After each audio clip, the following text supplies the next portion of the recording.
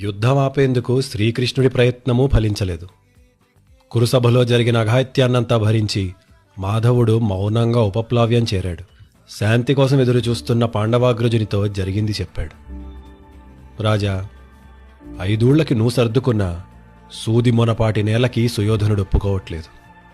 ఇది నా రాజ్యం, ఇందులో అంగుళం కావాలన్నా అనిలో గెలుచుకోమని తేల్చి చెప్పాడు. విన్నాడు ధర్మజుడు. గోవిందుణ్ణి ఏకాంతంలోకి తీసుకెళ్ళి, మరి నువ్వేం చెప్పావు బావా? సంధికెళ్లాను తప్ప సన్నాయి నొక్కులకి కాదుగా. నేను చెప్పాను, అలుగుటయే ఎరుంగని మహామహితాత్ముడ జాతశత్రుడే అలిగిన నాడు సాగరము లేకము కాకపోవు. ఈ కర్ణులు 10,000 అని నొత్తురు సత్తురని చెప్పాను.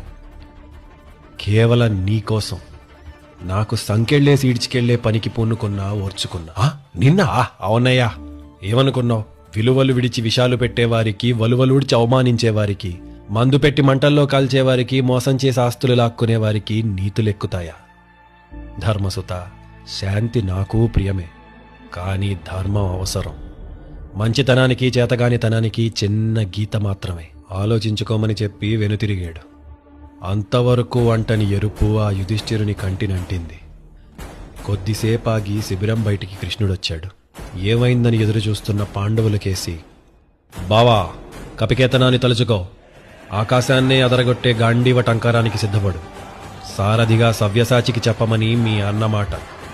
భీమా, ఏనుగులనే పడగొడతావో పీనుగులనే పోగేస్తావో సంధ్యాకాల శంఖనాదం వినే వరకు వదలకుండా విరుచుకుపడమని ఆజ్ఞ. నకులుని కత్తికి సహదేవుని సాహసానికి సానపెట్టమని పిలుపునిచ్చాడు. మహారథులకి సందేశాలు పంపండి, సేనల్ని సమకూర్చండి, రథ గజ తురగ పదాతి దళాలని సిద్ధం చేయండి. అర్జునా, ముహూర్తం పెట్టుకొస్తా, కురుక్షేత్రానికి కదిలేళ్దాం పదా.